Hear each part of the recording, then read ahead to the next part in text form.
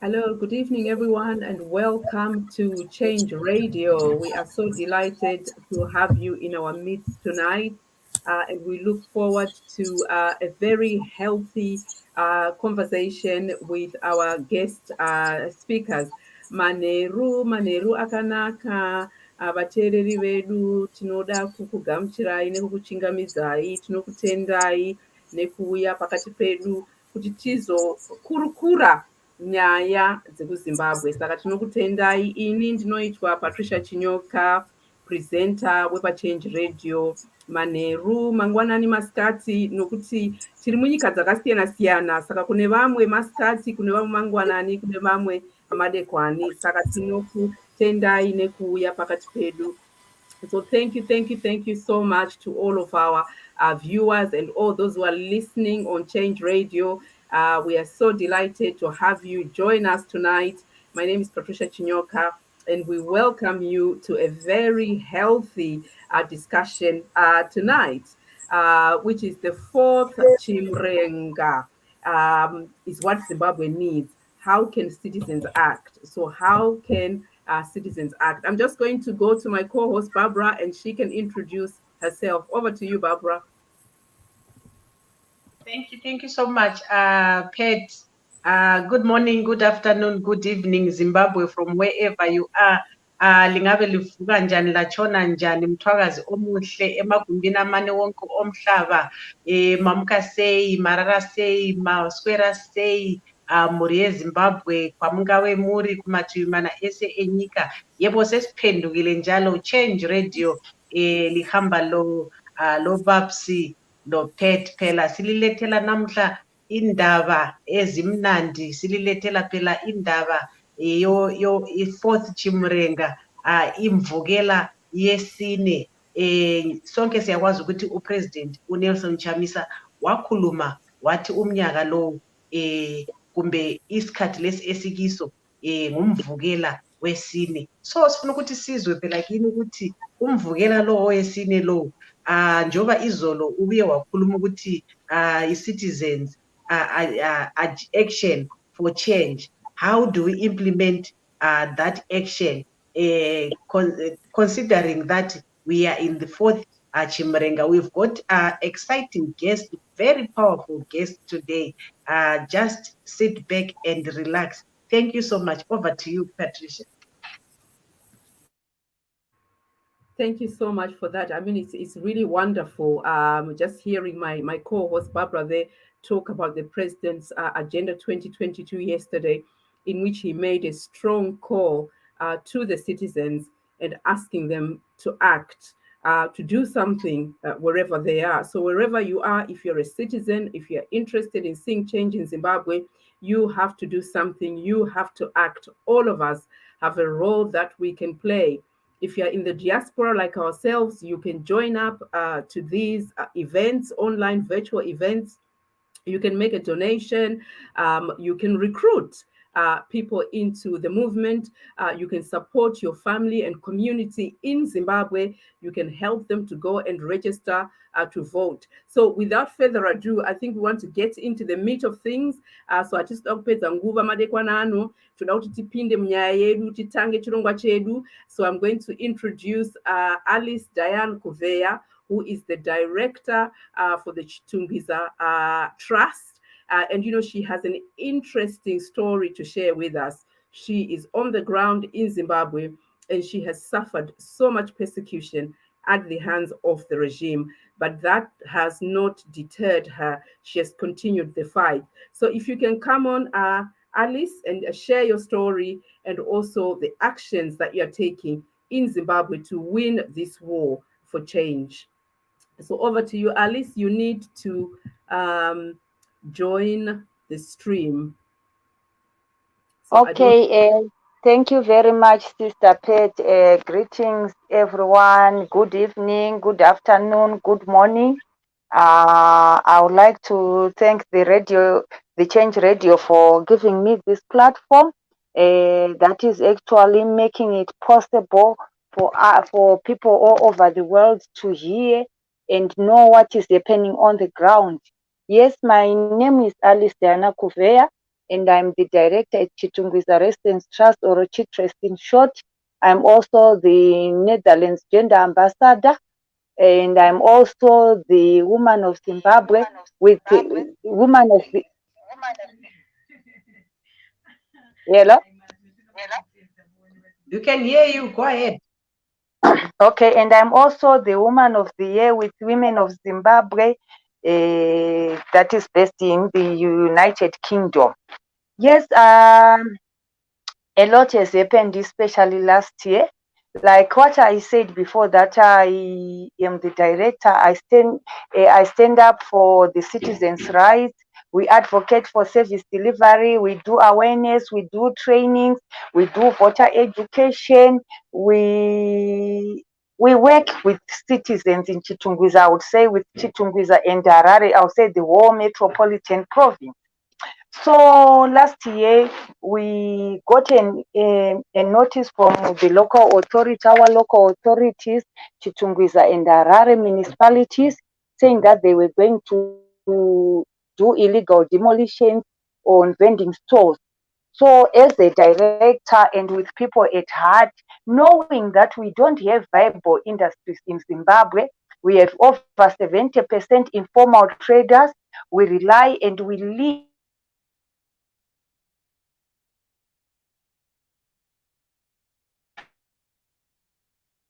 informal.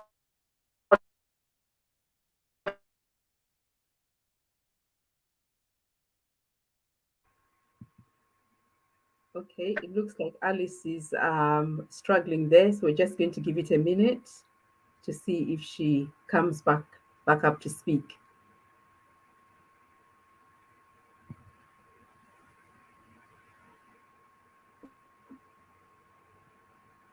Okay, looks like she's struggling there.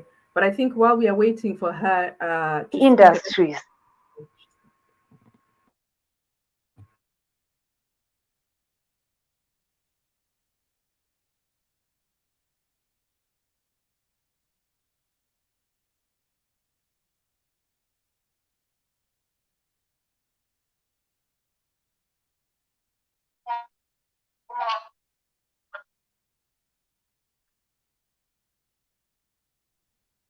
Hello.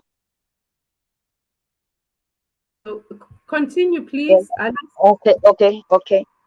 So the day that I signed the affidavit, that's when police started looking for me at our place in Chitungwiza. They harassed my parents. And I had to run away for over 2 weeks. But I was arrested on the 14th of June, and I stayed in prison for over a week. I was tortured there to the extent that up to now I'm moving with clashes. But when I first appeared in court, I came out. My father couldn't take it. Seeing me on a wheelchair, seeing me swollen, couldn't walk, etc. So my father passed away on the 8th of July last year. So this is the situation that we are having. We are having in Chitungwiza. They or in Harare or in Zimbabwe. They don't want us to speak. We are not allowed to speak. The Constitution allows us to have freedom of speech to say what we want. I always ask myself, I have challenged the local authorities in many cases. I've got many court orders that we have won. If we are wrong in challenging you, in forcing you to follow the law, why are we winning these court cases? Why do we have high court orders protecting residents, protecting citizens? This is the situation that we have in Zimbabwe. We are not supposed to challenge the government. We are supposed to keep quiet whether they break the law. We are just supposed to follow them. So this is what is happening on the ground. So I'll also speak, this is some of my experiences. Then I'll also speak on what can be done. As residents, we must not sit down. I always tell our members, as Chitres or Chitungwiza Residents Trust, we have over 65,000 members in Chitungwiza only, that we cannot keep quiet if we don't have water. We cannot keep quiet if they are illegally demolishing our houses or our vending stores without providing solutions. First, they have to provide vending stores. They have to give us jobs. They have to give us houses that they promised us in 2017, 2018 before they demolish anything. And as citizens, we have to register and vote. As Chitres, we are actually doing voter registration. We are doing voter education. We are encouraging residents to go and register to vote. If you want to see any change, if you want to have a good life, if you want to have industry, go and register to vote so that when elections comes like the 26th of March, like 2023 that is coming, you can vote for whoever you want so that that person will be mandated to follow what you want. Because if we continue staying at home without doing anything, then we won't have the change that we want. We will continue suffering. We will continue to be arrested for doing nothing. And I also encourage citizens to be educated about the provisions of the Constitution. It seems most of people, they don't know that they've got right to access to information, right to go to a fair and free election. They don't know. We also, the other thing that we have realized here in Chitungwiza, I would say it's now nationwide. Because there are no jobs, because there are no viable industries, we have seen that youth are now being killed by drugs. Drugs are everywhere in this country. Suddenly, since I was born in 1985, suddenly this is the first time that we have seen drugs everywhere. Drugs being sold in the streets. If I report that there is a drug lord there to the police are not going to do anything. Instead, I'll be killed. So people are just watching while our youth are dying, while our youth are perishing, so that they won't have anyone to stand up to say, no, we have had enough, we don't have jobs, we need change. This is the situation that we have. And to the extent that if someone is addicted to these drugs, they don't know. Even if you try to teach them that go and register to vote, it's your right, they won't know because they are already addicted. So ndo zvinhu zvako zvaitwa manje to manipulate our youth. Our youth are now being manipulated because of drugs. They brought drugs all over the nation. because there are no jobs. Hapana chekuita, my youth, they are macorners. They are now taking drugs. Ndo ya solution yao yekupedza stress, yekupedza depression. After that, they are suicides, killing themselves. So as citizens, what are we doing? What are you doing in your area? What are you doing in your constituency, in your province, to make sure that these youth can stand up and have change, to make sure that everyone goes to register and vote in 2023 to whoever they want who can bring change? This is the time that we need to take action. This is the time that we need to train each other, to open up, to be open up, because right now we cannot say that we are free. We are not. And we also need to start this. I think we have also realized the increase of corruption in local authorities everywhere. We have seen the increase of corruption, bribes in clinics, on the road, everywhere. This is because people are hungry. People are hungry. I work on the grassroots right now. Hapana pauri kunzwa munhu achiti zvinhu zvakanaka. I was actually trying to encourage someone yesterday, only yesterday. Everyone is complaining. Taneta, zvinhu hazvisi kubatana. I can't put food on the table. Now fuel is yakwira. I can't even afford to pay for school fees. Right now, tikataura nyaya yezvikoro, if we speak about nyaya yezvikoro, there are no teachers in the schools. Why? Because hapana teacher anoendera peanuts. A teacher is Antone mhuri yake. My rentals, they are being paid in US dollars. My school fees, they are paid in US dollars. But you find good teacher kupuwa ma peanuts. So how can he survive? Instead, they are going for extra lessons. And these extra lessons, ukatasa to an ordinary citizen, they can't afford kubhadhara. Kuchikoro vanenge vabhadhara school fees, then my extra lessons hauda kubhadhara. So they can't afford to do that. This is the situation that we have here in this country. So it's up to us as citizens. It's up to us as residents. What are we doing? How can we help each other to come out of this situation? If we stay at home, tinoparara. Right now, we have nothing, we have nowhere to cry to. Right now, I was shouting, kuti, honestly speaking, in Chitungwiza, it's a town, it's not a rural area. But we are seeing kuti kwakunzi drillirwa 40 boreholes in Chitungwiza in this time of climate change as well. It's dry, mama boreholes achatoshaya mvura. And tirikuunzirwa maborehole is Chitungwiza a rural area, honestly speaking. Instead of constructing our own source of water, takunzirwa maborehole. This is the situation that we are. We need someone, a visionary, who will tell us that we are planning to, if you vote for me, I will construct Muda Dam for you so that you can have potable, safe and clean water from the taps. Atichazogezera mashawa esuta atoneta nekugezera mabuckets. And these boreholes, they are not even user friendly to people living with disabilities. I'm talking from experience. I'm moving with a clash right now. I can't fetch water from a bore. I need someone to help me. So this is where we are. This is what is happening. Let's go and vote for someone who understands our situation. Someone who will change the situation that we are living. Right now, takuitwa kumusha, at least we are in the city. We are back in the old age instead of going forward. We have my programs, for example, road construction. Akaitwa ayakunzi, they are being taken by a government that has been. Why not devolve? Why not implement devolution? Bring back Zinara to local authorities so that we can repair our own roads. Why taking everything? This is the situation that we have. As citizens, as residents, this is our time to stand up for our rights, to stand up for what we want, to stand up for our children so that they can have a bright future. I thank you. I think I'll continue. I don't want to waste more time. Thank you. I have a question, Pet, for Alice before she concludes. I just wanted to know, she keeps on emphasizing on the residents of Chitungwiza, or all the residents registering to vote.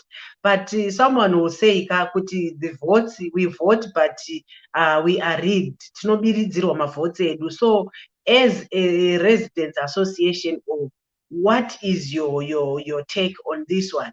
What are you telling the people after voting? They will tell you that the ZANU-PF will steal our vote. So what are you telling the people after voting? What's next? Then what? Okay, thank you very much, Sister Bab. As Chitungwiza Residents Trust, we are also doing voter education.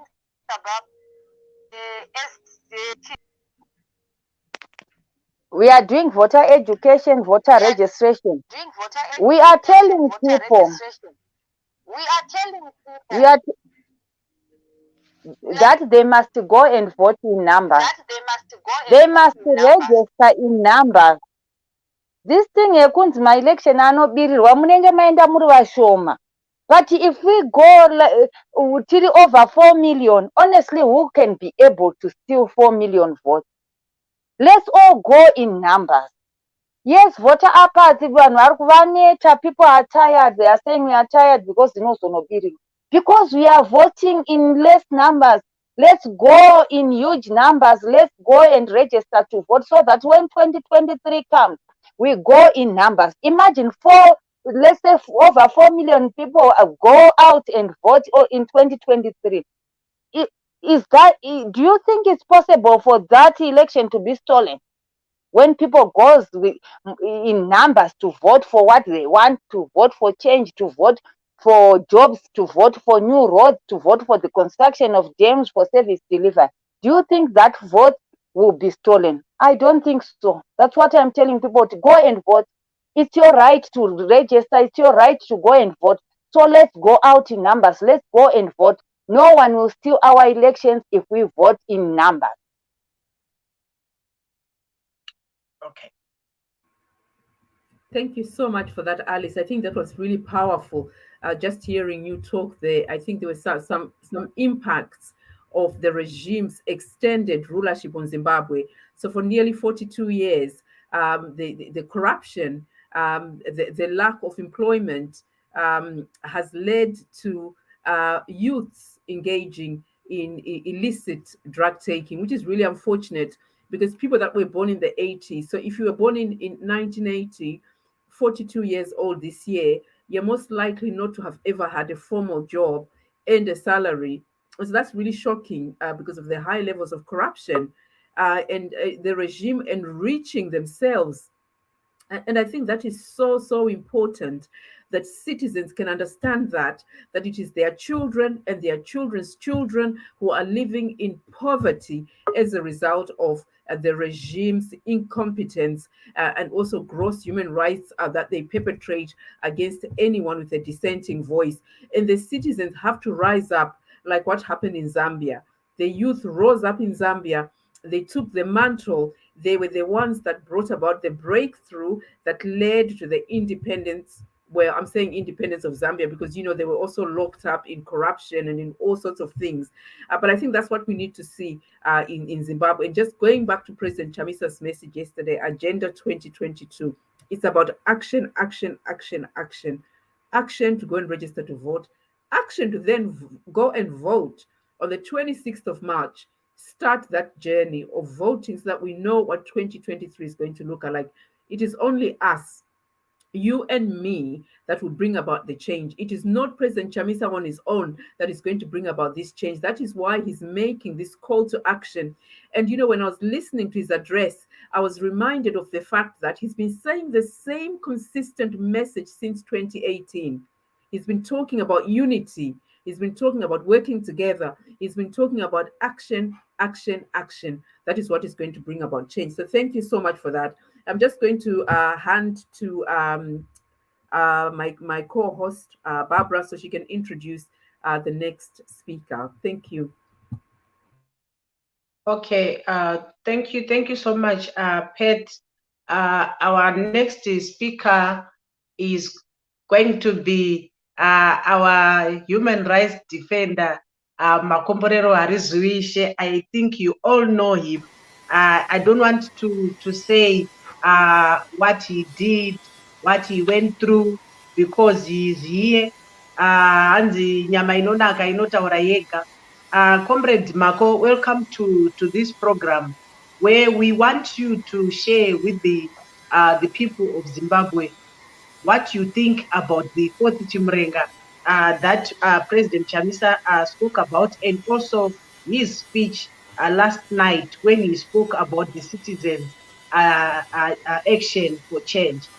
Being a youth, what is your take on this one, Comrade Mako? Thank you. Revolutionary greetings to you all, and thank you, for hosting us, me especially, on this very important platform where we are articulating the Chimurenga Zimbabwe China, the fourth Chimurenga. For me, it's very dear. Someone who is faced the brand, of oppression, of dictatorship in this country, who has faced it all, you know. I feel it's a call that appeals to me directly. Why? Because I'm speaking from it's a foundation position. I'm speaking from anger. I'm speaking from the position of young Zimbabweans who have no hope. I'm speaking from the position of young Zimbabweans who cannot dream of a better life. I'm speaking from a position of young Zimbabweans who have get their present stolen, not their present, but also their future. It's already being looted in advance. I'm speaking as a young person who's trying to find hope in a country where we have a president who's 80 years old, but he has had 40 years in government.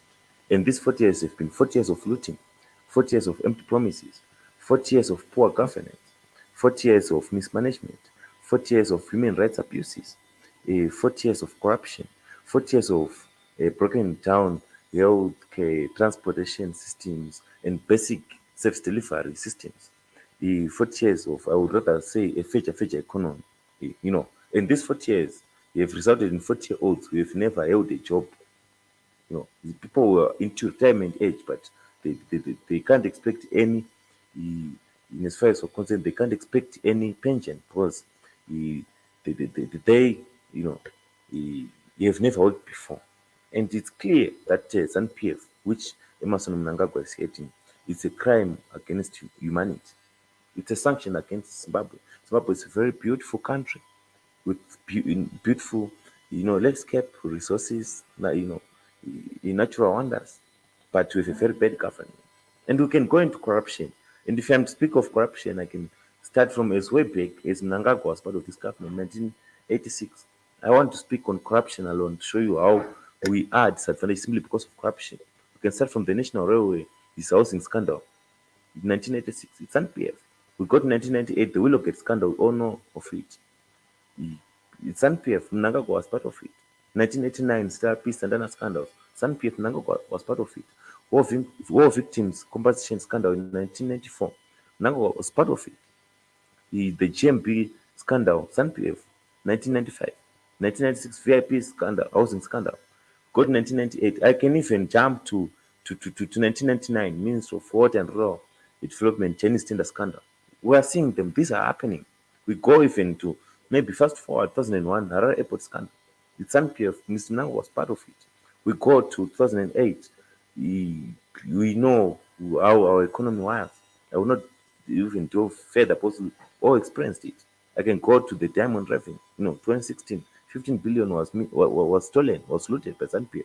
We go to other well-known scandals like the NASA scandal. We go even to the most popular, the Command Agriculture scandal. And if we were to calculate all this, it easily goes into $100 billion.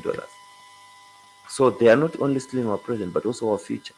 So, and all they are doing now, if you see these people, especially Mnangagwa, we saw how he came in 2017 through a military coup, where they also corrupted our constitution. All they are doing are promising everything, delivering nothing, and blaming everyone else. Yet we are the victims who get blamed for it. So it's something which, as young people, we have to seriously consider as we move forward. And it's unfortunate if you are to go like where I stay, where I come from. Mashingo in Harare, I stay in Harare, of course, south of Samora, where we know, electricity, it's a miracle. Water on its own, we depend on poles. Road potholes, they are everywhere.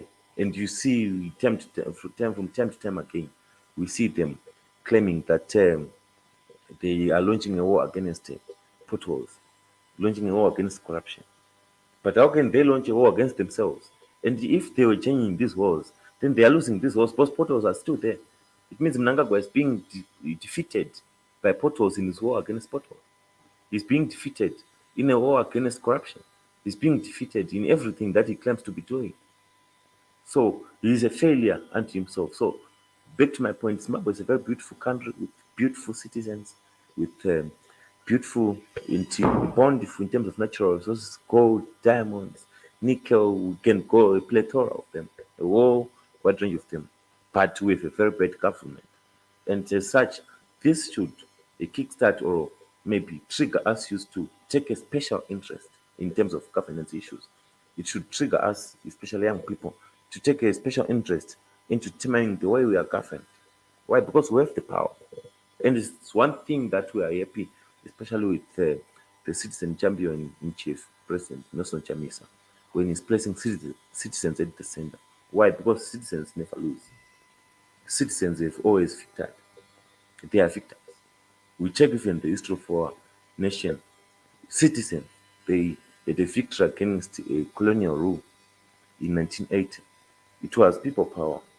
It's nothing that we cannot even dispute. Because the liberation war, if we were to go to in terms of military sense, we never won the militarily. We never won the war against the Smith regime in the Rhodesian front. We never. It was a negotiated settlement, which they also sold out in terms of a wide range of issues. But people power in terms of the elections that were held in 1980 are the ones which voted for a new government, a black government. So people matter, citizens matter, the votes matter because in 1980 for us to have independence, it was due to elections which were held and people came out in their numbers and voted for progress, voted for independence. So young people must now, considering especially our demographic superiority in terms of numbers, we must know that voting matters. Voting is powerful, and all revolutions, whether peaceful, non-violent, or even armed revolutions like the one we had in the first and second Chimurenga, they ended in the ballot box. So now we are in the fourth Chimurenga just Zimbabwe Chichima, and we all have to take part. We all have to participate. How? We have to conscientize each other, educate each other, understand that from where we are coming from a situation where we are disadvantaged. We've been deprived of everything, even the power of imagination. And people may say, we voted before, it doesn't work. It works. It worked in 1980. It worked in all these other elections. It worked in 2008, where it led into an inclusive government despite them trying to rig. Voting works. So if we register in our numbers, some people do not register to vote. They may say the election will be rigged, it will be impossible. But they must know that it will be impossible to rig if we got in our numbers. If we vote in our numbers. 2008 was proof of that. 2018 was also proof of that. In 2008, it took them a month to release fraudulent and cooked results. They could not outcook the people's victory, the citizens' victory, because the numbers were too huge. People turned out in large numbers to vote. So if we also register in our numbers, in our millions, in Zimbabwe, youths, we are around 70% of the population. But if you check the number of youths who are registered to vote, they are around 30% of that. It's pathetic. If we are to register to vote in our numbers, it will raise the rigging ceiling. It will be impossible for the dictator, for the oppressor, for ZANU-PF to rig. They may try to, but they will not be able to work with the numbers like they failed in 1980, like they failed in 2008, and also in 2018, where they just give results which they could not substantiate, they could not verify, they could not authenticate.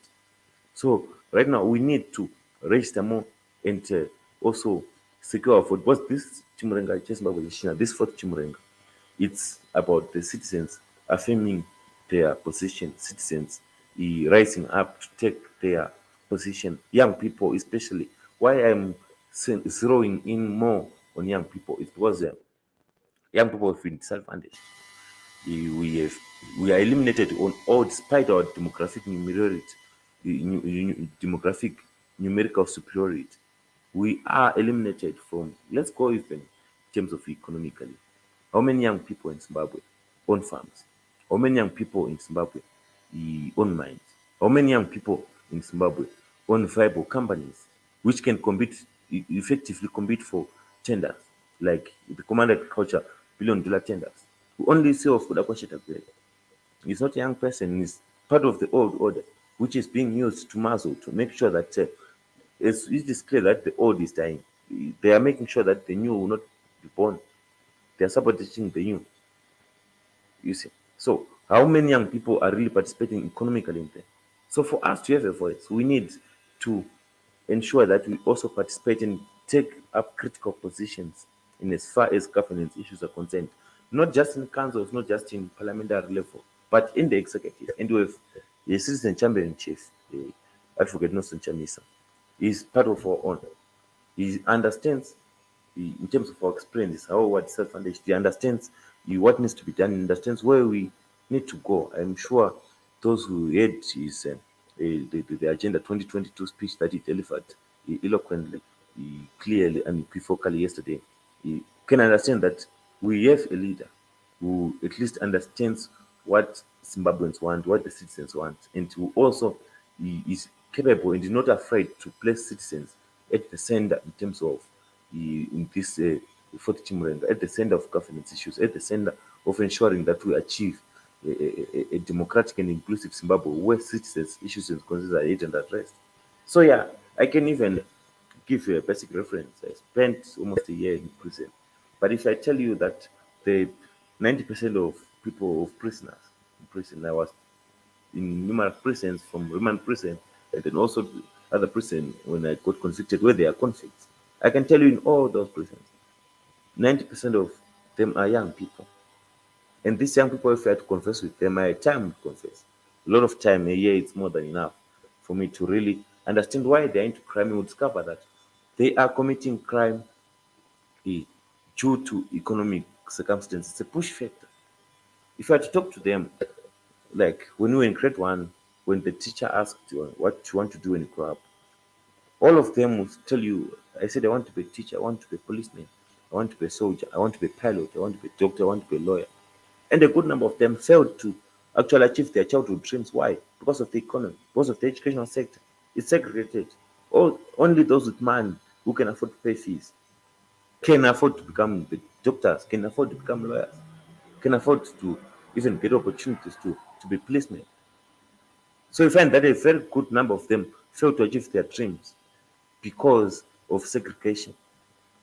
And those who manage to become doctors, those who manage to become teachers, those who manage to become a policeman, those who manage to become soldiers and nurses, they are underemployed. They are not gaining anything. And they're also there in prison with us. If you check in terms of armed robberies in Zimbabwe right now, if you check the recent statistics, a good number of people are trained people using guns from the armor, national armor. Those who we trust to protect us are now forced because of circumstances. For them to take off their family, they are now using those guns we entrust them to protect us. They are using them in armed robberies. I can give you examples. Some of the highest or biggest money is the 2.7 million soldiers were involved. Got the most recent even at Sari, on the Mtare Highway. Soldiers were involved. Those are just but two examples of many. Why? Because the situation is untenable.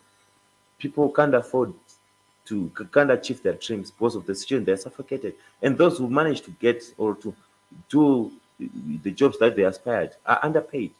They have to resort to crime. So these are crimes of the economy. If the economy was okay, jobs were there, industries were functional, as per the promises that were given in 2017, as per the promises were given since 1980, as per the promises were given in the 2018 elections by Nangagwa. If the economy was running, they wouldn't be committing those crimes. So we discover that a prison is more like a cemetery of dreams.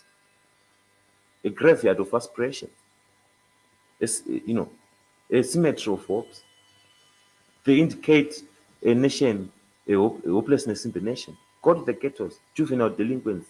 It's at its highest. In the history of Zimbabwe now, it's at its highest. Drug abuses, petty crimes, you know. But it's people who have lost hope. So we need to register and vote as young people. We need to set a different narrative. We need to participate, especially in electoral processes. We need to register to vote because it's better to stand for 5 minutes or even 5 hours in a queue to register to vote.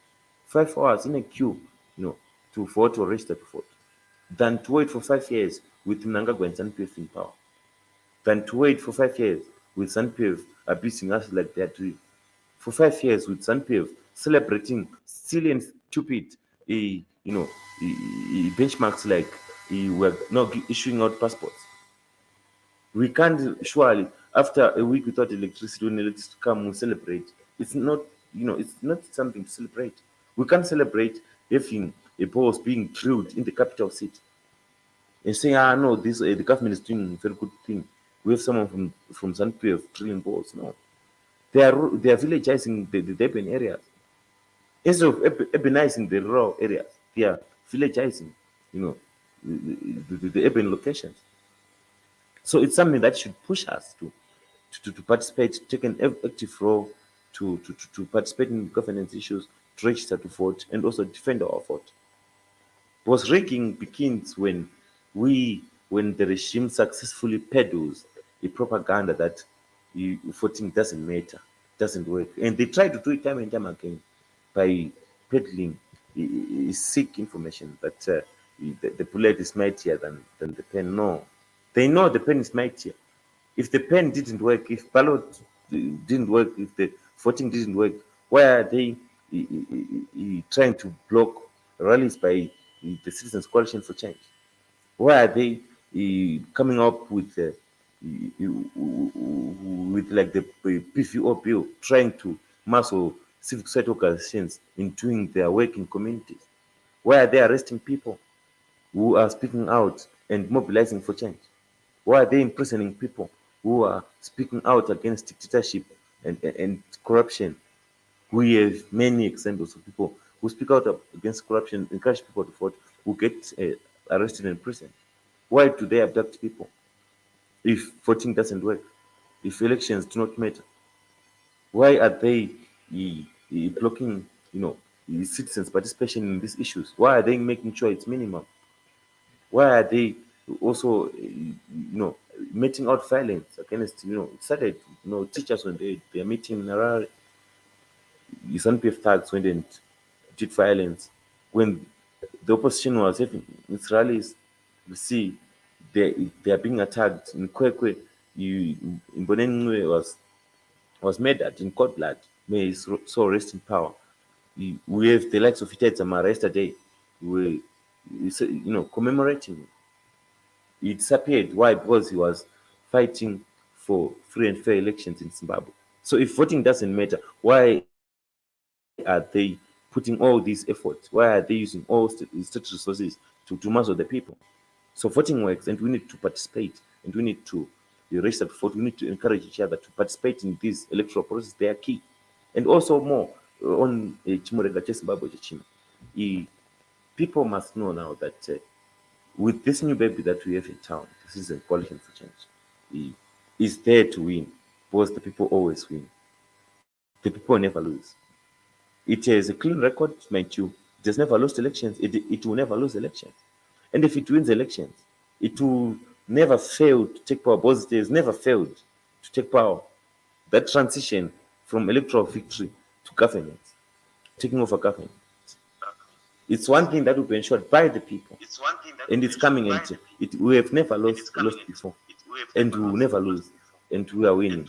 So my most important and critical message is that we have to register to vote. And on the ballot box, yes, we have the name of a political party, we have names of candidates, but we must know that at the end of the day, that on the ballot box, when we see someone like the advocate Nelson Chamisa on the ballot box, it's not about him. It's about on the ballot box. It's about what he represents. And what does he represent? He represents a better Zimbabwe. He represents service delivery. He represents a better economy. He represents jobs. He represents hope. He represents better clinics. He represents equipped and a strong and functional healthcare system. He represents quality education. He represents access, to education for all. Not zvakuti tinoudzwa kuti zvikoro zvavhurwa like zvakaitika. Chikoro chinovhurwa nemuromo ifrizite. Moni mavhura zvikoro, but maticha haasi kuenda kubasa, haana mari. They are incapacitated. Ukwaita vhura zvikoro, what was that?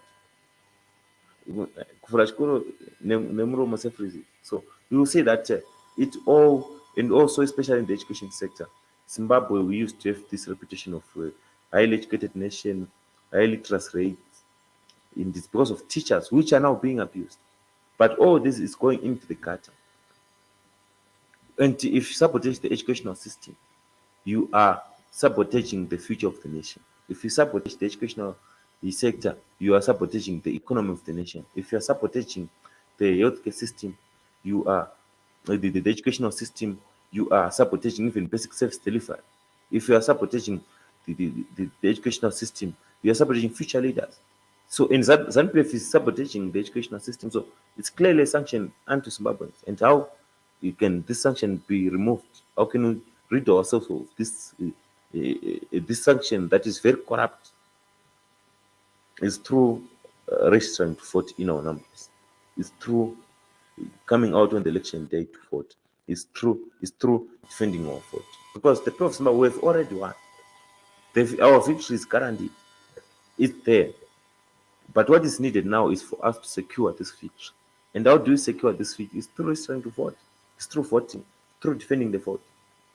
So my plea, sorry have been kind of late, but my plea to everyone is for us to go out, register to vote, and encourage our friends, our colleagues, our neighbors, our relatives, our siblings to register to vote, because it's where we have our power, it's where we have our voice, it's where we defeat the evil forces which come with baton sticks. We saw them in Gokwe, brought baton sticks, tear gases, dogs, water cannons, and stuff, weapons of war against the peaceful people, against the people who are crying out for freedom, against the people who all they want is freedom. And we have to also clearly paint the picture. The future is yellow. What do you mean by the future is yellow? Back then, it was easier, like during the liberation struggle, during the first and second Chimurenga. It was very easy because the enemy was clear. It was just say, it's the white man. He's the one who came and colonized us. We need to fight against ourselves. But nowadays, we have a black government. The enemy is kind of bled. But the enemy stays ZANU-PF. It's kind of bled. So we need to educate ourselves that no, yes, we may have a black leadership in place, but these are enemies. They are not for us. They are against the people. They are not there due to people's will. They got there by force. They got there through the gun. They got there through blood. And they are sustaining their staying power through corruption, through blood, through abuse of the state institutions, the police, the army, the courts. They are there. Every day they remain in power. We are paying the price, either directly or indirectly, and a lot are paying. The numbers of people in prison who are committing crimes of the economy, they are paying. Us here, we may feel that we are free, but we're in a bigger prison in Zimbabwe. We are also paying high taxes, high prices, the shortage of food, poverty, continued looting. We are paying. We are paying, and they are not paying. They are living very comfortable lives.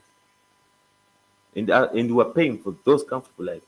We see them after looting money, buying assets of prestige, expensive cars, supercars. We see them buying mansions, building mansions, acquiring land, thousands of hectares, allocating for themselves some schemes like farm mechanization scheme, command agriculture, billions of dollars. We are the ones who are paying. Yet, they even don't have, the empathy to understand that they at least have to respect us. the people. So they failed to respect us. We now have to demand our respect from them. And freedom, our freedom, we have to grab it. And we grab it by registering to vote. We grab it by encouraging our peers to vote. We grab it by encouraging our fellow citizens to register to vote. We grab it through, coming out during the elections and vote for change, and vote for progress, vote for yellow. Yeah.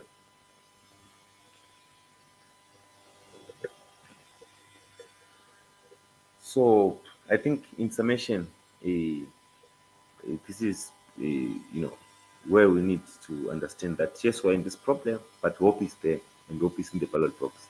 And how do you access the ballot box? We can only access hope in the ballot box by registering to vote, and we need to register to vote in our numbers, because it's where hope is. Hope is not found in drugs, especially to young people. Drugs don't give hope; they destroy us. And even if you were to want drugs, even if you were to want to, enjoy our weekends, young people must know that it's better, you know, to enjoy your weekend with a Glenfiddich 21 years than with Mtoriro. It's better to enjoy uh, your weekend with something quality which doesn't affect your health, like something cheap which destroys your health. Because when you get affected by those drugs, we don't have a functional healthcare system. There are no medication. The doctors are underpaid. They are not motivated. Nurses are underpaid. They are demotivated. So these are things that we need to know, and these are things that we also need to educate each other, fellow citizens, and to understand that we have to take this fourth Chimurenga seriously. It's the breakthrough that Zimbabwe needs. And as citizens, we are at the center in terms of fighting for us. None but ourselves can free ourselves. And how do we free ourselves? We free ourselves through research. None but ourselves can free ourselves. How do we free ourselves? We need to register to vote. And registering to vote should be an anthem, should be a national anthem. And it should be a national anthem because it's our only, these are our keys to freedom. I was talking with a friend of mine. He was depressed. Now he has a PhD. He was saying, we were told that if we pass our, grade 7, in primary, we were told that we would get the keys to opportunities, keys to the future. And when we go to grade 7, he said, I was told that no, if you pass your O levels, you have those keys to the future. When we go to O level, we were told that no, if you get to A level, after getting to A level, we were told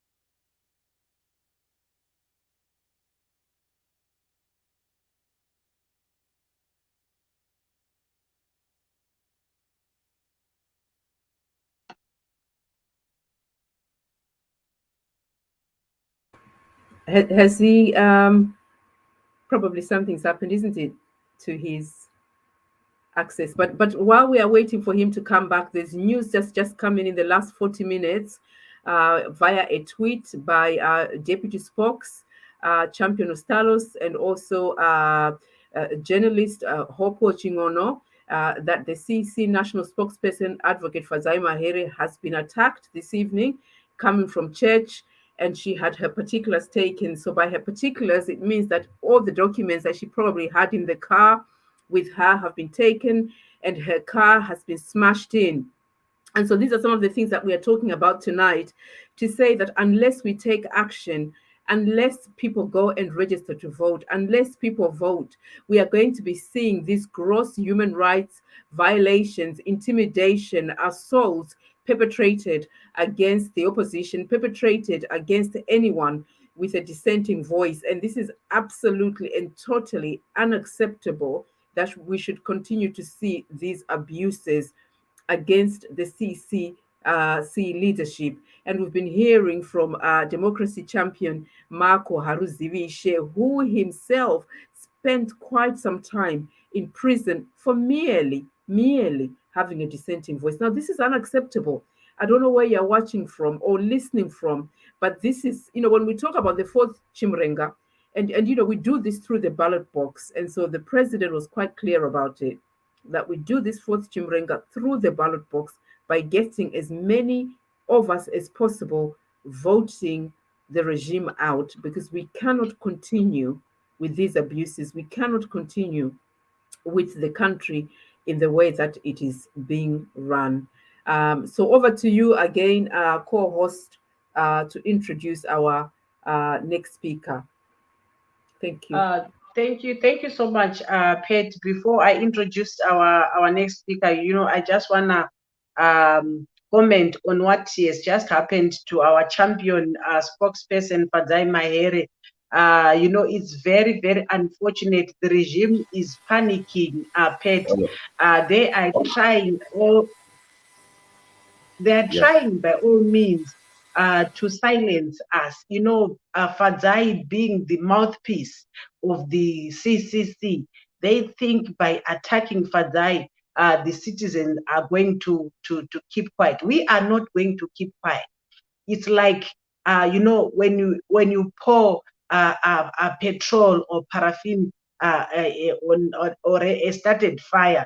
We are not going to keep quiet. We are going to talk more. We are going to intensify the struggle. I have just tweeted to say ZANU-PF is full of misogynists. They hate women. They are scared of women. They are running. It's like they are running away from their shadow. They know the Fadzai is powerful. They know Fadzai is resolute. She's steadfast, and they think Fadzai is speaking on her behalf. No, Fadzai is speaking on behalf of the citizens, and citizens are going to talk. They're going to speak about this, what they've done to Fadzai. I hope she's not. They've not injured her, but breaking her car, smashing her car, that's damage to a private property. She has got rights. Fadzai has got rights. As a woman, we were celebrating International Women's Day. We were saying break the bias. So how do you break the bias when women are being attacked left, right, and center for speaking out? I can go on and on and on, Pet. This is, the women are in my heart. I have passion with these gender issues. How do you rise? Like in my statement, I was saying women are scared to participate because of political violence. Check what they've done to FAD. How many people are going to participate? This is a tactic. It's a strategy that they're using. They want to scare people not to go and vote. They want to scare women not to participate in politics. But we continue quantitizing women because they have the right to participate. They've got a right to vote and to be voted for. Having said this, I'm going to introduce my next speaker, who is none other than our powerful champion, Comrade Ellen Shiriyedenga, our elections guru. She's here. She has a lot to tell us. Over to you, Comrade Ellen. Thank you so much, Sister Barbara and my sister Patricia. Thank you for hosting me and my colleague, young brother, my comrade in arms, Mako, and also my good sister from the Residents Association. Thank you so much for being there for us. And it's unfortunate we are convening this meeting under difficult circumstances, having to hear what is just transpired to our spokesperson. It's very unfortunate because, these are the issues that we continue talking about. To say whenever we have an election, we expect an election that is free, that is free and fair for everyone, and also all contesting parties and individuals given the opportunity to campaign freely and express themselves freely. But then this attack on Advocate Mahere, it's a clear indication that they are trying to, the regime is trying to suppress dissenting voices. And of course, Leader Mako has spoken about, we know what happened to him, his incarceration, and also, Alice as well, how she suffered from the regime when she was attacked and subsequently arrested. So these are some of the issues that we keep on hammering on as a party, CiZC, to say that we need to campaign freely, we need to express ourselves freely. Surely if the regime claims that it has power, it is, capacitated, and is in a position to win elections overwhelmingly. So then why perpetrate all these atrocities, towards people that don't have the power, that don't have anything? And also considering that where we are coming from as the CiZC, remember we're the MDC Alliance, and we're literally stripped naked of our MPs, of our councillors, of our head office, of our political finances, money which we strongly, campaigned for in 2018, but it was, and the MPs, remember, if you're aware that the proportion of the money that we get through political finances is based on the number of MPs that will have, the number of votes for MPs that would have won in an election. So really, we campaigned for those MPs, and those MPs also worked very hard to attain those votes. But the regime, and with its connivance with Monzora and his MDCT people, they stole that away from us. And also we talk about how they've even stolen the party name, our party name, then MDC Alliance, and also even worse off, even the party colors. They literally took everything, and even the music. We have our organizing secretary Ramadzore having composed and sang his songs, and they've literally stolen those songs away from him. So this is the kind of environment that we are talking about, and this is the kind of an environment to say that, what, let there be fairness. Yes, they've taken everything away from us, but now we've constituted ourselves into a new outfit, and they're still after us as well. So these are the challenges that we're saying, guys, let's sit down, let's work together, and deliver the change for Zimbabweans. We won't deter, we are not going to stop. And all these atrocities, recently we are all aware of what happened to our VP, Honorable Biti, and also what happened in Kwekwe. We have people that are being, and just recently in my central, one of our colleagues has his heart bent down. So, clearly this election, the by-election and the subsequent 2023 election is going to be a violent election, but surely that's not going to deter us as Zimbabweans. As a matter of fact, that should actually make us even, be more resilient and work harder. Reverting to today's topic, with regards to the issue of voter registration, this is primarily the reason why we need to register to vote. Clearly, this regime has realized the power in the numbers, to say that if we allow every Zimbabwean to vote freely and to express himself or herself freely, then they won't be able to win. And clearly they are aware of that. This is why, they are trying to make sure that by all means, young people don't get to register to vote. We have over 2 million young people that are eligible, that are 18 years old, but those 2 million young people, they don't have identity documents, for instance. And the state has not given a plausible and a justifiable reason as to why, they are not issuing out IDs. For example, at some point, I remember at a ZEC meeting, we thought that, the RG's office does not have a foreign currency to import, the ID documents material, which surely it doesn't make any sense at all. Surely, we're talking of those plastic materials, which plastic is manufactured locally.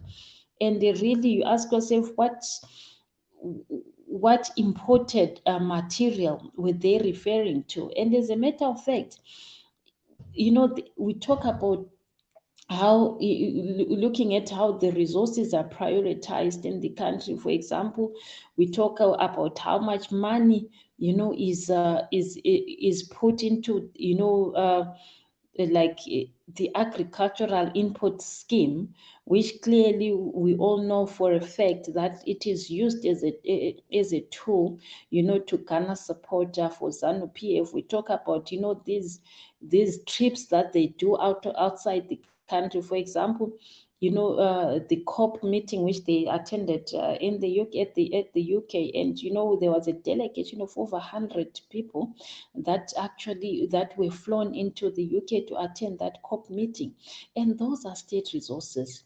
You ask yourself as to how much of that money would have been used, to actually print the ID documents, which they are saying that they don't have resources for. So surely you can clearly see that there's a well orchestrated effort to actually to stifle the youth vote, in a way, like to suppress the youth vote by making sure that they don't get to register. But that should not deter us as Triple C, and also as the citizens of Zimbabwe. As the Triple C, we are assuring you that we will continue fighting for that. We will continue engaging ZEC. We will continue engaging the RRG's office to ensure that the necessary documentation is availed to the young people. And also, there is the aspect of the blitz. I think, let me hasten to say, the blitz in the last blitz, which started in early February and ended on the 20th of February. Yes, the people turned out, yes, but the turnouts were low, very low, and also primarily to one reason or another. For example, the issue of identity documents, which I've already alluded to, and also there's the issue of information itself, how much information was disseminated, to the targeted persons out there. For example, there was inadequate knowledge with regards to the ZEC schedules, to say at what place will they be on particular days, or what will be the days, and the operational hours, and even just mere signage. There wasn't enough signs, the signage or advertisements at popular places to say, the ZEC people will be coming to register people. There wasn't, that information was lacking. So, the lack of knowledge, it really did play a role. So these are the issues that we are talking about. And also remember, the blitz was conducted during the rainy season as well, and of which some areas were affected, by waterlogs, such that even the bridges, some people could not even cross over the bridges. And even ZEC in some areas, I know of an incident in Marsh Central, where ZEC actually had to cancel, the voter registration blitz at a certain registration center, because the road had been affected, had been swept off by the rains. So those are some of the issues that we're saying. The first blitz, it did not get, people did not come out in their huge numbers because of some of those reasons that we've alluded to. But also, I think it's Mako and also even Alice spoke about it, that young people, they feel there is no need for them to participate, in these political or electoral processes, because they have lost hope that there'll be a free, fair electoral process in Zimbabwe. And also, these are some of the comments that we've been getting, when we were making some exposés with regards to the discrepancies on the voters' roll. As you might be aware, we've been working with Team Pachedo they've been assisting us with analyzing the voters' roll, and we've been publicizing some of the findings. And people are saying, no, but those are deterring people, we are scaring people off. But as a matter of fact, we are pointing out those discrepancies so that people get to know what really is happening. And and also in a way we are trying to inform them that as the opposition and also as the citizens at large, we are putting up all measures to actually defend our votes. By me, if you have noticed, for example, we highlighted the first cases of duplications that we identified. I think about the first ones were 5 of them, where the voters' roll had duplicates. When they were publicized, and then 2 days later, when we're checking, those duplicates were no longer there. So in a way, as much as, yes, as through the CCC, we are directly engaging ZEC at national level, and also even our candidates at their localized levels, be it at constituency, be it at ward levels where they are contesting, they are actually engaging ZEC at those multi-party liaison committees. So really, that is a way of protecting the vote, which we are talking about. And if we don't expose those things, surely the public will not be aware of what is going on. But the onus now is upon us as political parties and also the key electoral stakeholders to say, we've had previous cases where our vote has been stolen, and so what have we done about it? So we have all, as the elections department, also we've engaged several stakeholders and with their assistance as well. And also as a part, we've done our own analysis such that, come this election, we are putting up all measures possible to ensure that, your vote as Zimbabweans is actually protected. And once people have that assurance that the vote is protected, surely people will turn out in large numbers. So this is the assurance that we are giving you all to say, we'll endeavor, by all means to actually ensure that your vote is protected. We are putting up all the systems, and the auditing of the voters' roll is one of the, vote protection methods that we are putting up, and also not just that, even the results management system itself.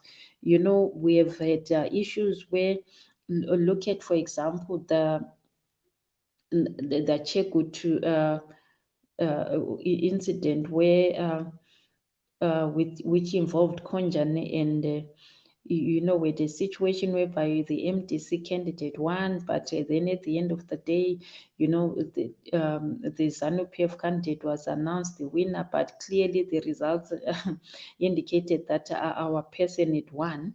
So those are results management issues that we as the CCC are actually, trying to ensure that, there won't be any anomalies or discrepancies in the management of results. And also the deployment of polling agents. We are endeavoring in deploying 100%, that is in all polling stations that will be contesting in these by-elections. And this time around, we're not just deploying anyone. We have come up with a recruitment policy for our polling agents, and those that are knowledgeable about electoral processes, and also know what they are supposed to be doing. And more so, we are recruiting those that are committed to this struggle, progressive individuals that want to see change.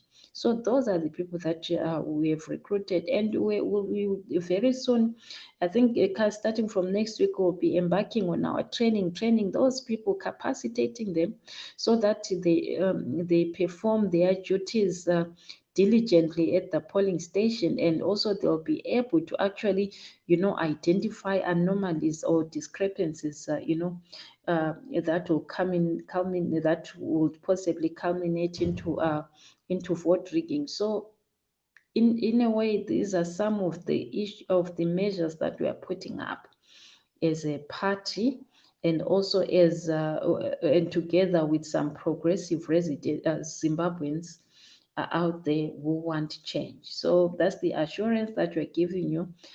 People, on the 1st of April, we are encouraging each and every Zimbabwean who is eligible to come out and register to vote. And I'm sure by then we'll continue updating you, because the RG's office has also indicated that they'll be carrying out its own ID issuance blitz, where they'll be giving out IDs to the young people that don't have the IDs. So we'll keep on updating you. We'll provide you with the schedules of the RG's office, and also the schedules of the Zimbabwe Electoral Commission. But as a party, what we are trying to put across to ZEC, and also is the fact that they should coordinate with the RG's office, because clearly from this recent blitz, there's a clear indication that there's no coordination between the two departments, and of which those the ID issuance and voter registration are not mutually exclusive. Those are related processes, and even if you go to the to the Electoral Act itself, it speaks to the register of voters. It speaks to the register to ZEC itself, to say that those departments should actually collaborate amongst themselves with regards to, to sharing their databases, and also even ID issuance as well. So as a party, will put up all means and also try to compel ZEC and the RG's office to work together. We are expecting a situation whereby the RG's office will precede ZEC in the issuance of IDs. For example, if we are saying that the RG's office is at Entumbane constituency today, then we expect ZEC to follow the following day and be at that particular constituency or ward to issue to register people. We don't expect a situation whereby ZEC will be in front and then RG's office will follow behind. Surely that will defeat the purpose, because if ZEC was first, then it will just register a few individuals that have IDs, but the bulk of the people that do not have IDs will not be able to register. They'll be left out in the process. So this is why we are encouraging ZEC and the RG's office to actually work together. But lastly, with regards to voter registration, our law is very clear to say that voter registration is a continuous process. So with or without the blitz, the voter registration centers are open, although fine, they'll be at district and provincial levels, which some of the people are not able to access. But we believe that we'll take up this opportunity as well. We have lots of organizations out there that are assisting people to actually travel those long distances to go and register to vote. And even ourselves as the CiZC, we have our own means as well to actually assist people that want to register, to actually help them with transportation to go and register to vote. So voter registration is a continuous process. Let's take advantage of that. We are voting for not just for ourselves, but for future generations as well. It is us young people that that are unemployed my colleagues that spoke before me, they spoke about, the failure that by now some of us will be talking of, having put aside pensions for our future, sustenance, but now there's no pension to talk about.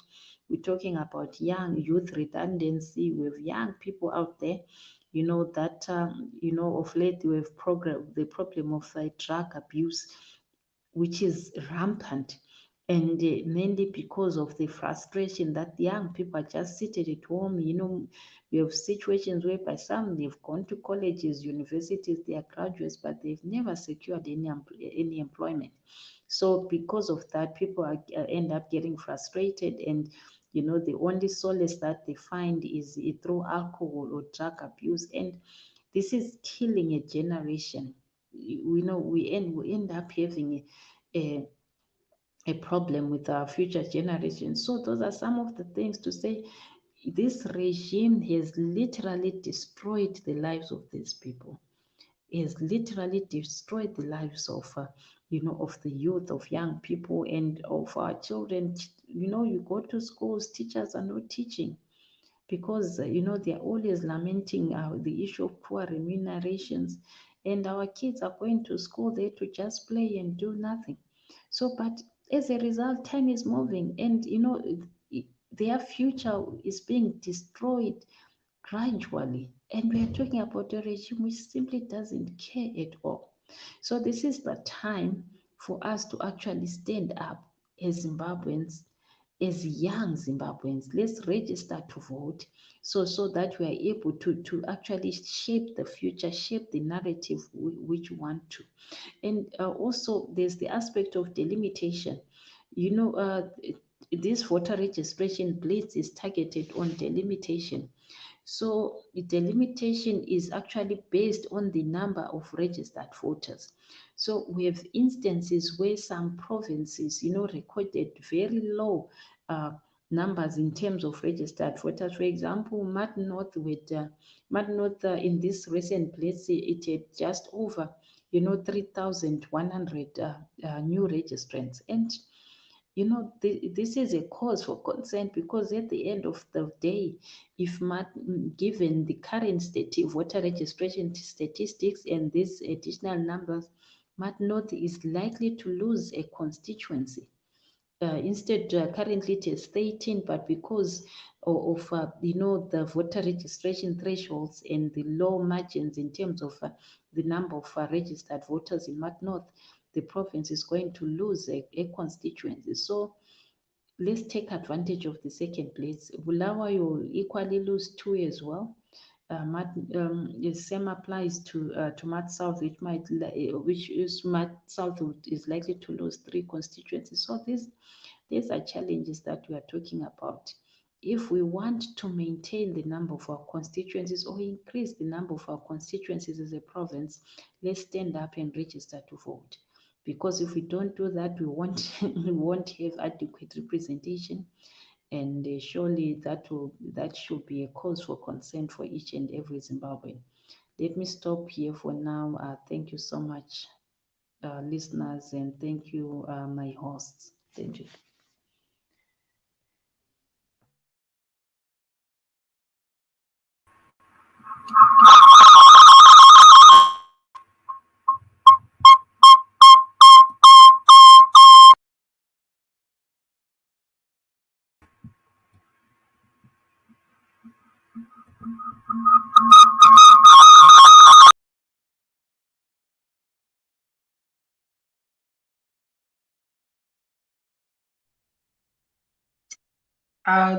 Thank you so much. Estella, am I audible?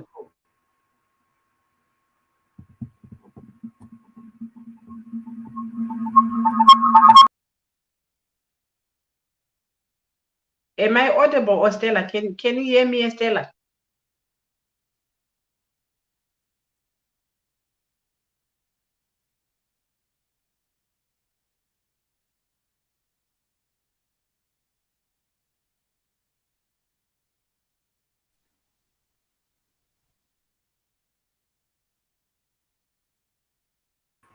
Hello, am I audible? Am I audible?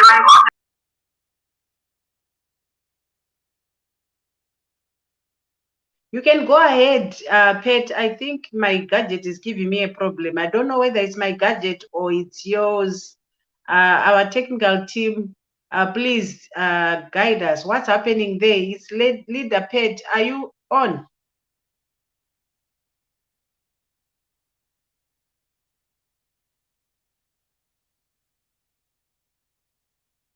Hello?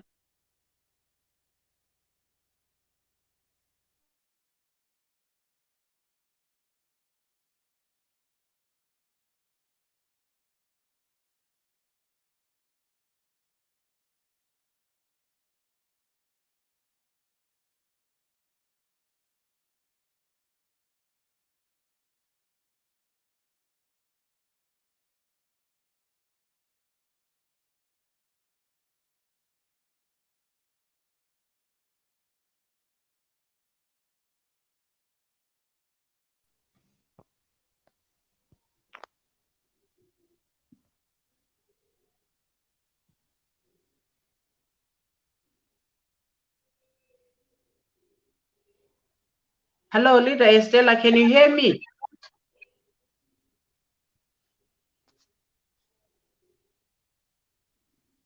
Hello. I can hear you, leader. Yes. Thank you so much. I think we have lost Pet there. I would like to thank Comrade Champion Ellen Shiriyedenga for highlighting to us. She's the Deputy Secretary Elections Directorate. So she was highlighting to us the what they are going through as a department, what they've done, how they are working with Team Pachelu, which is doing excellently well. Having said that, I'm not sure whether Comrade Gono is back. Yes, Leader Pet, you are back. Yes, I am. Thank you. Sorry, something just went wrong there. I don't know what happened, but I'm back now. I can't see Champion Gono at all. I can only see Mako and Ellen, but I can't see him. Okay. Maybe we can round up. Maybe you'll join us later, or let me. I don't have his number.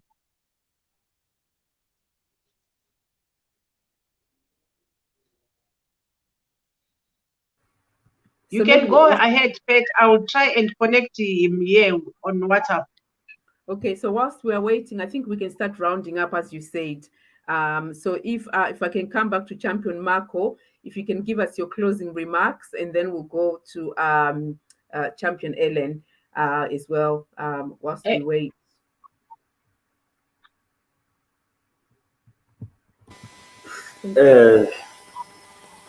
Greetings again. I'm elated to be part of this very, very powerful discussions that were going on. And Comrade Marco, are you connected to two gadgets? Can you mute one of your gadgets? me, I'm oh, I'm connected to one. It's the noise, maybe. Am I audible? Am I audible? Yes, you are audible. All right, maybe the mic was far away from me. Sorry for that. You, I was saying, it's important, and I'm also elated to be part of these very productive discussions where citizens have their space, create their space, you own their struggle, uh, direct their revolution, uh, discuss critical issues, serious issues of national importance, without any refereeing from the oppressor, because they thought they could control the way we discuss our issues, they could control the way we think, they could control the way we share ideas by owning the ZTV and making sure that the freedom of expression and of the media, it's pocketed, it's captured. But due to our innovation, due to also the social media, which happens to be, what the AK-47 rifle was to the second Chimurenga, Facebook, Twitter, WhatsApp is to the fourth Chimurenga. It's as powerful as in the fourth Chimurenga as the AK-47 was in the second Chimurenga. And it's good that we are also using these initiatives. It's also in the evening. We are discussing, I equate, this discussion in the evening, I equate it to the night vigils, Mapungo Aito and Macombres, where they would educate the masses, educate each other, motivate each other, to fight, to continue, despite whatever the obstacles, despite whatever the hardships, despite whatever the sufferings they were going through. So my closing remarks, I would say, are almost similar to my opening remarks and my mid remarks.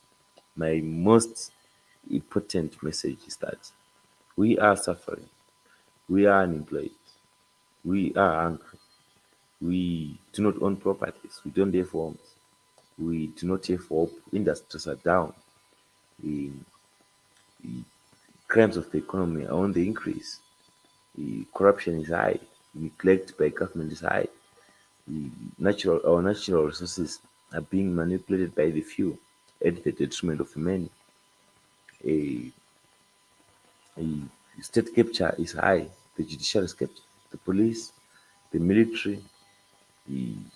We are in a kind of hopeless situation, but we are finding hope amongst ourselves. We are finding hope amongst ourselves. This very much discussion is proof that in a hopeless place, we are finding hope, we are locating hope. That in a hopeless place, we, the people, are all that we have, and we are making the most of what we got. And it's very important, it's very powerful to ensure that because our major goal is to achieve a democratic and inclusive Zimbabwe, where all citizens' issues and concerns are heard and addressed. And we need to continue doing this, and we need to continue urging our fellows to register to vote. I don't know what really needs to be done, apart from, of course, directly uh, mobilizing in our communities or fellows. But the most important thing is we must register to vote. We must register to vote. It's a message that must be heard by all body. If it were possible, eh, I don't know, but people, we need to have some, incentives, social incentives, not material or economic, but social incentives. We need to create them for people to register to vote, for us to even converse, for people to even join the lives that we do, people to even do even greetings, even anything. We need to make sure that we interact with people who are registered to vote. If they are not, we need to educate them because it's important. Voter registration, it's a critical tool, it's a critical weapon in this fourth Chimurenga that we are fighting. And going into this fourth Chimurenga without registering to vote, when you're not registered to vote, it's like Mbuyane Handa going the first Chimurenga without a spear. It's like Tongogar going into the second Chimurenga without a spear. It's like Mchuru, Solomon Mchuru, going to the second Chimurenga without a spear. So we need to understand and value, the power of the vote. Because all the fights that we now do, champions, elections champions, Comrade Ellen Shiriyedenga, we see the sterling work that she's doing, we see Pachedu, the wonderful, awesome work that they are doing. It will all be to nothing if us do not register for football. At the end of the day, it should be about us registering for vote. So it's something that, especially in the diaspora, we need to educate our peers back home. We need to call our mothers. We need to have, even during the week, our daily routine. We should encourage each other to vote. Be it a Sunday, when we share those Bible verses, we should also include the message to register to vote.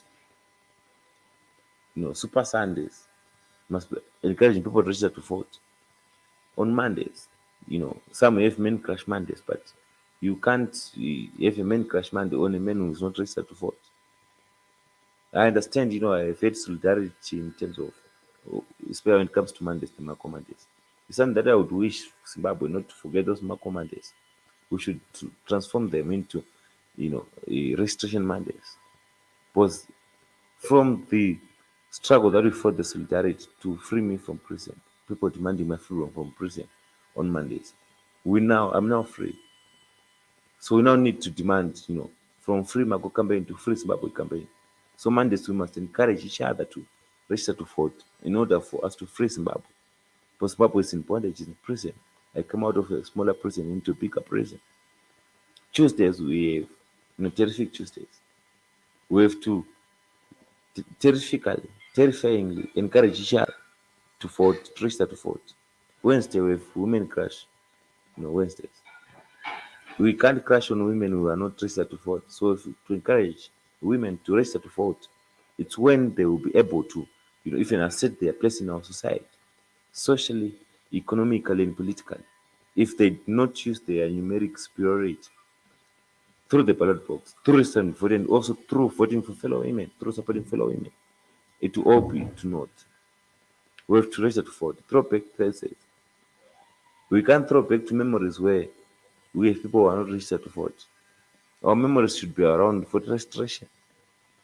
We have to, throw back on memories on Thursdays when people are registered to vote.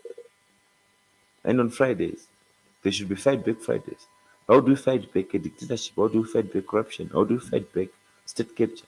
We fight back through registering to vote. We have to register to vote. It's the most important thing.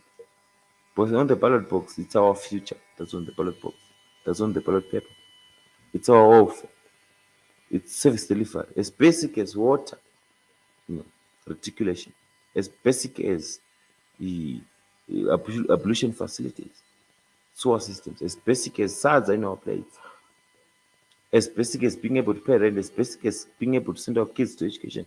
As basic as having quality education. As basic as having paracetamol in our clinics, in our hospitals. Medication. Quality healthcare. As basic as having our industries opened. Our industries are no longer functional. Zimbabwe has been reduced to a large supermarket for China. Chinese goods are flooding here. We are not just but a marketplace. We cannot no longer produce anything. Zimbabwe has been reduced to a marketplace for South Africa. We are no longer producing anything. It's so bad. So it's on the ballot box. Industries, functional industries, they're on the ballot box. Even better life, it's on the ballot box. Better roads are on the ballot box. So we need to register to vote. And my last plea is that we register to vote and encourage others to register to vote. We should even have challenges where on Saturdays we display the number of people that we've convinced to register to vote. Because if you cannot convince people in our individual capacity to register to vote, then what can we do? What are we capable of? If you can't convince someone to do something as basic and important as registering to vote, then what are we capable of as Zimbabwe? Even those in the diaspora, we know they are being disenfranchised of their right to vote, and we have to fight for that because all Zimbabweans have the right to vote. And even when Mozambique holds its elections, I've seen, we see queues in Harare, we see queues in Zimbabwe. And these are queues of Mozambicans who are voting. Why? Because Mozambique is ravaged by war as it is, as tattered as it is. However, we may degrade it, but it understands and respects that their constitution, which states that all citizens have the right to vote. But why can't we as Zimbabweans? It means we have leaders who are afraid of the vote, who are afraid of the ballot. So we have to continue to demand those rights. Even prisoners who are in prison are not allowed to vote, yet they have a right in the constitution. So these are things that we also have to fight for. These are rights that we have to demand. And we have to demand unequivocally. We don't have to be apologetic in terms of demanding these rights. They are our rights. But however, in the meantime, when we don't have these, all the people like in the diaspora, we have to encourage those at home if you are currently disenfranchised, by the system, by ZANU-PF, by Emerson Mnangagwa, by Constantino Kuvheya, by Chigumba, the head of Zimbabwe Electoral Commission, if they are denying you rights, at least ensure that you, if they deny you one vote, make it a multiplier effect.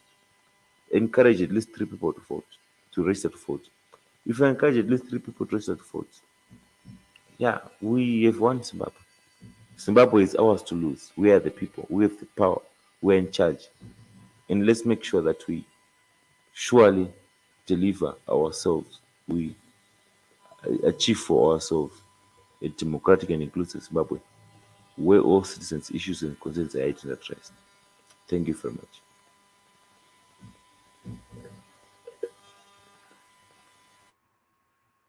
Thank you so much for that, champion Mako. I think the call to action is really clear there.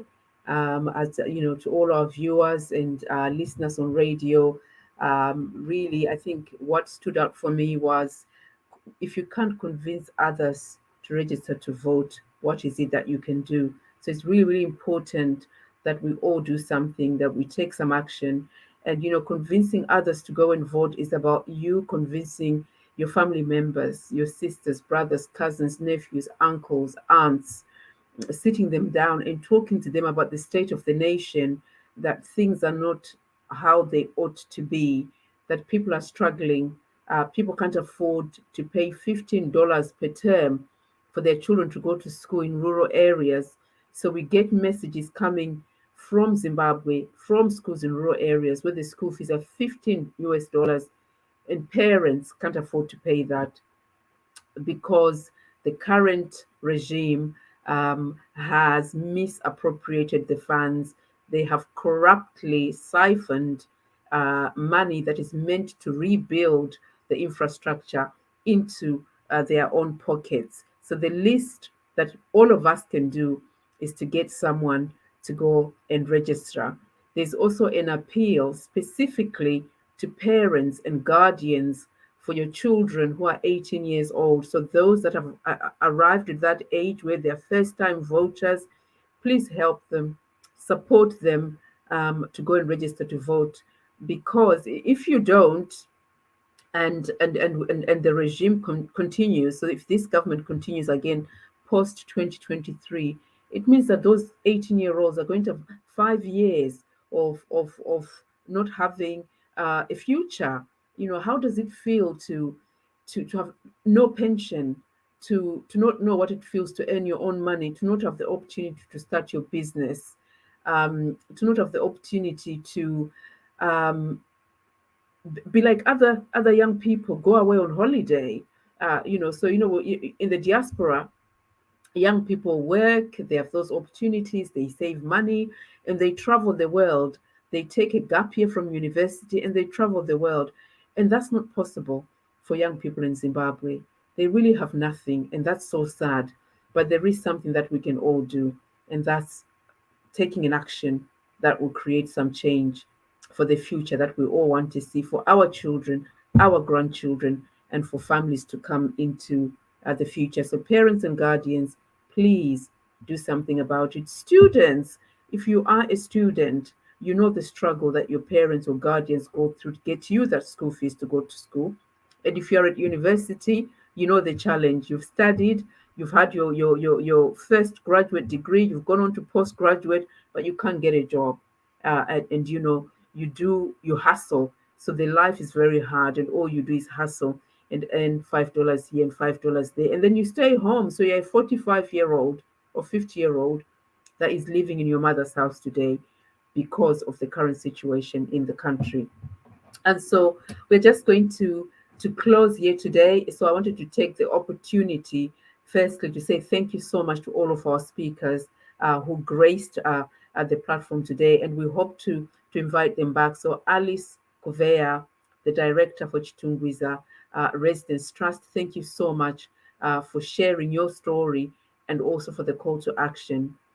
For Champion of Democracy, Mako Haruzivishe, thank you so much again for sharing your experiences, your expert knowledge around what people need to do in order to create the change that we want to see. Would love to have you back again on here.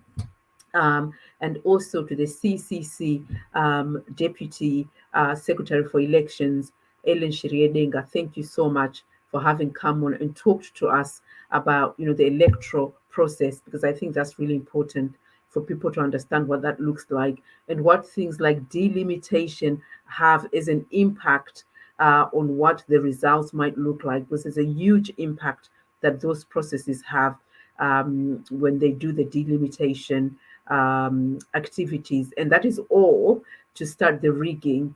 And they do it in a subtle and clever way, but we know what that is, and we need to call it out.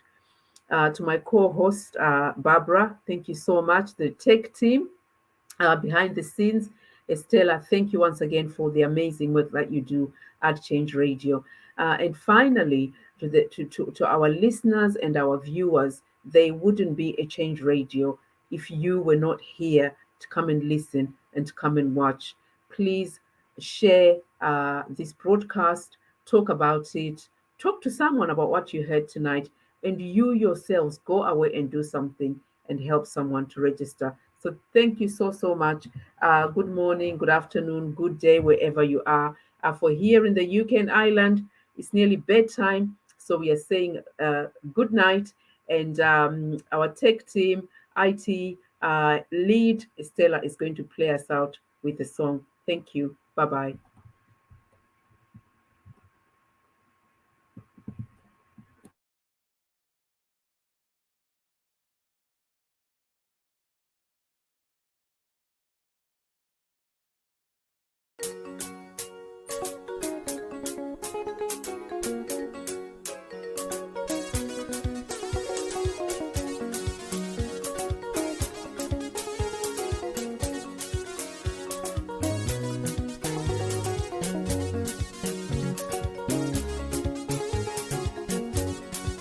Zimbabwe sinuka udzosere, Zimbabwe sinuka, Zimbabwe sinuka udzosere, wawakaurawa. Zimbabwe sinuka wezanu vayeuke, vaurayanika. Zimbabwe sinuka.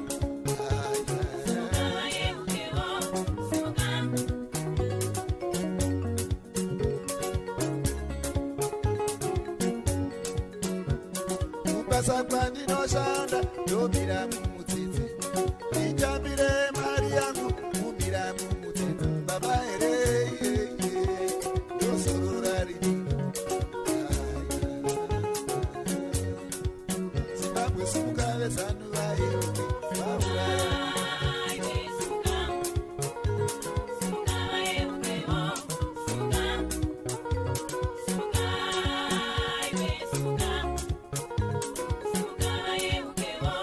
Mafuta edzimota mumira mumutsitsi. Nitengere mhuri yangu, ndobira mumutsitsi. Baba ere,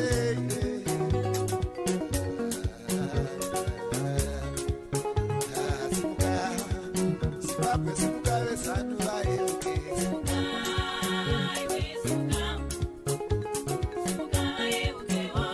Kana ndichida chingwa, pamwe hapana. Kana ndichida petu, pamwe hapana. Kana ndichida shuga, pamwe hapana. Niende kuchipatara, hapana. Simuka.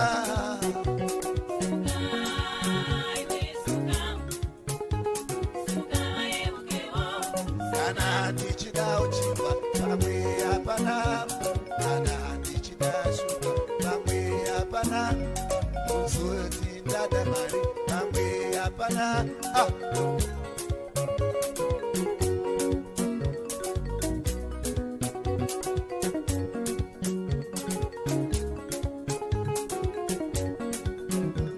Vari Botswana makwerekwere, uyaitiranganika. Vari Joburg masuva, uyaitiranganika. Vezanu vaya zvino vamo, Chitungwiza Zimbabwe simuka, simuka. Zimbabwe simuka udzosere.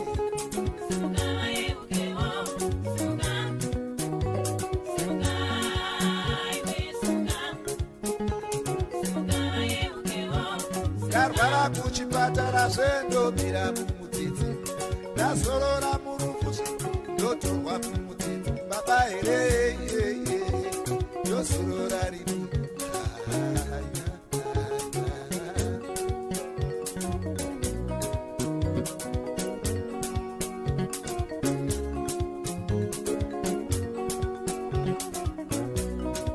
Run by dictatorship that has no love for people, by dictatorship that does not know the way glory to its people. They can't say sorry for Kuvheya women.